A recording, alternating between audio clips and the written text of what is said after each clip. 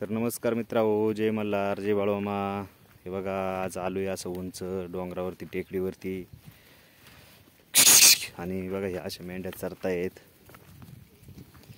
मेंढ्या अशा. आणि चाललंय आपलं असं रोजचं नित्यनेमाप्रमाणे. जेवण झाले, खालून जेवण करूनच आलो आहे वर.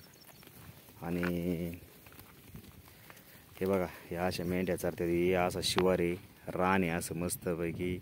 तिकडे डोंगराळ भाग आहे. हे खाली शेतकरी त्या जेव्हा एका शेतामध्ये कांद्याची लागवड चालू आहे, आपले पावसाळी कांदा. आणि चालू आहे आपलं असं. तर बघा, आपल्या तिकडे खाली तो जे निळा कागद दिसतो तिकडे आपला वाडा आहे. आणि हे बघा, असा मस्तपैकी डोंगर शिवार आहे, अख्खा डोंगराळ भाग आहे, पठार भाग. आणि या डोंगराच्या कडेकडे नदी जाती. तर चालू आहे आपलं असं रोजचंच काम. जेवण झाले आणि आलोय आता रानात. तर आताच हे बघा, मेंढ्या अशा पुढं पुढं पळतात. ही तिच्या पुढं ती तिच्या पुढं. तिला वाटतं, त्यांना वाटतं काही वेगळं आहे का काय पुढं खायला. तर वेगळं काहीच नाही, सगळी कसं सारखं जेवण. त्यांचं कसं आहे, मन आवरत नाही का. आणि बघा, हे असं आहे ना, खाली फुलांची वावरं, गवारीची वावरं, बाजऱ्यांची वावरं, अशी मस्त मस्त पिकं आहेत. आणि ते बघा, एक रस्ता आहे खालून, त्या रस्त्याने गाडी चालली.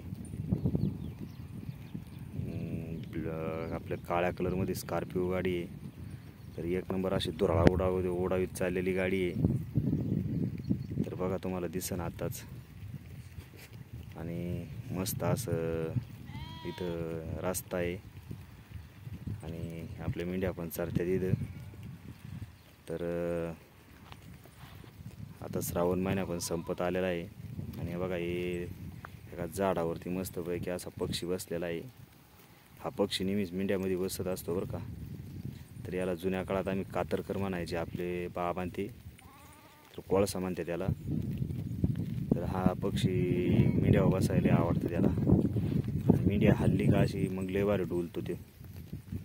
तर आपण ते थोडं जवळ जाऊ, बघू किती वेळ बसतोय, उडतोय का काय झाडावरनं.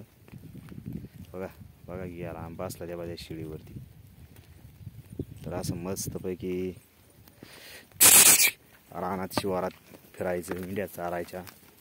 हे असते धनगरी जीवन. तर आता हाही वाडा आपला एक जाग्यावर. थोड्या दिवसात आपण बाहेर कुठंतरी, आपल्याला जिकडं चारा भेटेन, वावरं भेटतात, तिकडं जावं लागतं चारायला. आणि थांबू याच ठिकाणी बाळूमामाच्या नावानं चांगलं. जय मल्हार. सुंदर दिवसाच्या सुंदर शुभेच्छा तुम्हाला मित्रांनो. धन्यवाद.